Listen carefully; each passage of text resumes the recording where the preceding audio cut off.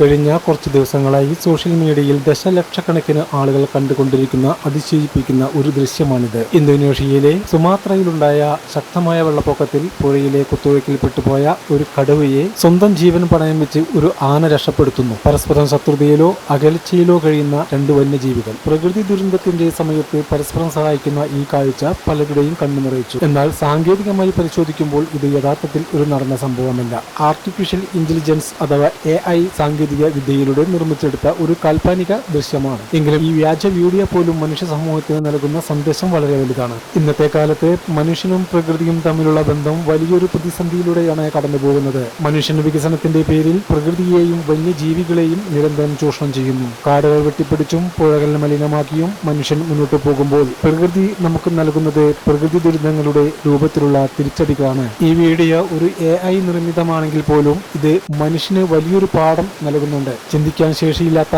മൃഗങ്ങൾ പോലും ഒരു ആപത്ത് വരുമ്പോൾ പരസ്പരം സഹായിക്കാൻ മടിക്കുന്നില്ല എന്ന ചിന്ത ഈ ദൃശ്യം തരുന്നു. എന്നാൽ ഇതിന്റെ മറുപുറത്ത് പ്രകൃതിയുടെ ഭാഗമായ മനുഷ്യൻ സ്വാർത്ഥതയ്ക്ക് വേണ്ടി സ്വന്തം സഹജീവികളെയും പ്രകൃതിയെയും കൊന്നുകൊലവിളിക്കുന്നു. സ്നേഹവും സഹാനുഭൂതിയും മനുഷ്യരിൽ നിന്ന് വറ്റിവരണ്ടു പോകുമ്പോൾ പ്രകൃതിയുടെയും മനുഷ്യമൃഗങ്ങളുടെയും നിഷ്കളങ്കതയെക്കുറിച്ചുള്ള ഇത്തരം ഓർമ്മപ്പെടുത്തലുകൾ മനുഷ്യന് ഒരു പുനർചിന്തനത്തിന് വഴി തുറക്കേണ്ടതാണ്. പ്രകൃതിയെ ചൂഷണം ചെയ്യാതെ അതിലെ ജീവജാലങ്ങളെ ബഹുമാനിച്ചു ജീവിക്കാൻ മനുഷ്യൻ പഠിച്ചില്ലെങ്കിൽ വരാനിരിക്കുന്ന ദുരന്തങ്ങൾ ഇതിലും ഭീകരമായിരിക്കും.